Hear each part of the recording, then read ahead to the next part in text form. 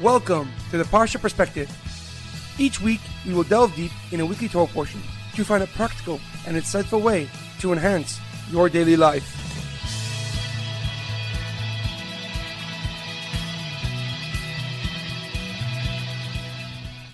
Thank you for tuning in. My name is Rabbi Shalom Yemini, and each week we will look into the weekly Torah portion to find practical and insightful ways to enhance your daily life. This week's Parsha Perspective is in honor of Ruchma, Leah, Moshe, and all those experience a complete and speedy recovery. This week's Parsha Perspective is in loving memory of Leah, Mintche, of Yosef, Edward Ben Efraim, Shlomo Ben Edward, and Yirachmiel Daniel Ben Gedalia. May the souls be uplifted and may the memories be a blessing. This Shabbos is a special Shabbos and has a unique name called Shabbos Chazon, the Shabbos of Vision. We read a special Haftorah beginning with the words Chazon Yeshayahu, the vision of Yeshayahu. Yeshayahu prophesies both the punishment for the rebellion against God, but also the ultimate redemption with the coming of Moshiach, and may it be speedily in our days. This week's Torah portion is Parshas Devarim, We Are One. Our Parsha begins the final book of the Torah, Sefer Devarim, and with just 37 days left to live, Moshe Rabbeinu gathers the nation for his final address. He rebukes them for their past misdeeds and their lack of trust in God. Moshe expresses the burden of leadership and how he mitigated it by appointing leaders over each tribe and many different numbers of Jewish people. He recounts the spies' frightening reports about the land of Israel and the drastic consequences that came from that event.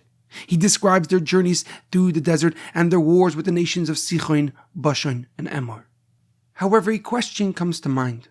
The Parsha concludes with Moshe Rabbeinu recounting how the tribes of Reuven, Gad, and half of the tribe of Manasseh wanted their portion of the land of Israel to be outside the land of Israel, on the east side of the Yarden of the Jordan River. And the compromise they agreed to was the tribes joining the battle to conquer Israel before they settled in their desired portion. And following that pasuk in our Parsha, Moshe Rabbeinu reminds his successor Yeshua ben Nun not to fear because God is on their side. Don't fear, for the Lord your God will fight for you. But if God was fighting for the nation, then why did the tribes of Reuven, Gad, and half of the tribe of Manasseh need to join the others in their conquest of the land of Israel? Why is Moshe recounting this compromise and the statement to his successor simultaneously? One of the many answers that is given is that the last two psukim, the last two verses, is Moshe Rabbeinu repeating what he said to his successor, to Yeshua ben Nun, and not to the nation as a whole. The pasuk begins, "Ve'es Yeshua tzivesi ba'es ahi lemor," and I commanded Yeshua at that time, saying, since Yeshua was about to take over the leadership of the Jewish people and lead the Jewish army into battle, Moshe Rabbeinu gave him encouragement, gave him perspective, so he cannot fear when he's leading the nation into war. However, the Or HaChaim HaKadosh, Rav Chaim Ben Attar, gives a deeper and more profound explanation. He reiterates his commentary in last week's Torah portion, Parshas Matos, where he details the definition of how the Jewish nation goes to battle. He quotes the pasuk in last week's Torah portion, Vayemer Moshe livnei Gad livnei Reuven, and Moshe responded to the tribes and the children of Gad and Reuven. Ha'achichem yavoyu l'milchama va'atem tishvu po. Your brethren are coming to war, and you will just stay here. And now, the precise translation of the words Yavoyu l'milchama is come to war, not fight a war. There are specific words like hilachem which indicate going to war or fighting a battle, but this is not used in our pasuk. According to the Or HaChaim HaKadosh, God ran the show when it came to the battle for Israel, just as he did when the Jewish nation left Egypt with their heads held up high. All the nation had to do was follow the path that God set for them, which they mostly did.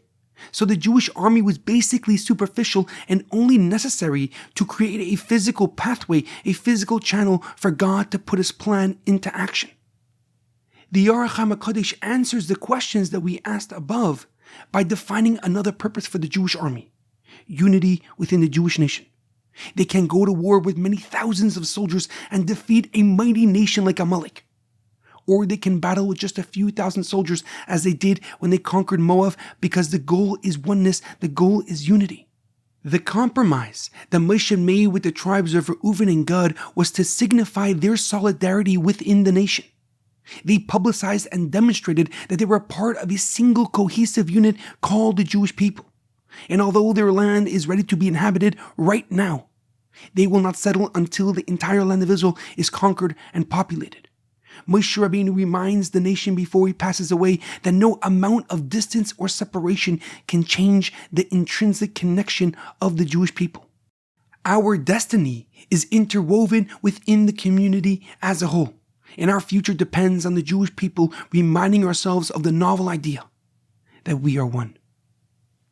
This deeply profound lesson is ever more relevant and appropriate as we prepare for the saddest day of the Jewish calendar, Tisha B'Av, the 9th of Av, a day that will live in infamy and sorrow until the ultimate redemption will take place. Please God, it happens before this Tisha B'Av.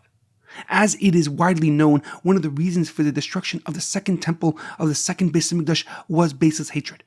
In fact, many horrific tragedies in history stem from conflict and division within our own people, within our nation. As the Lubavitcher Rebbe puts it, the remedy is uninhibited love and care for each other, as we say each day in the prayers of Shemona Esrei. Barchenu Avinu Kulanu Ke'echad. We are blessed when we are one. There's a powerful quote from Rabbi Yosef Dov Soloveitchik, known as the Beis Halevi. The Jewish people are bound together not just by history, but by a shared common destiny. Have a great weekend, good Shabbos, and a meaningful fast.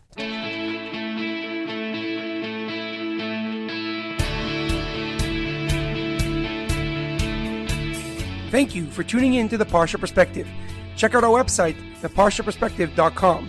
Send thoughts and comments to theparshaperspective@gmail.com. Till next time, thanks for listening.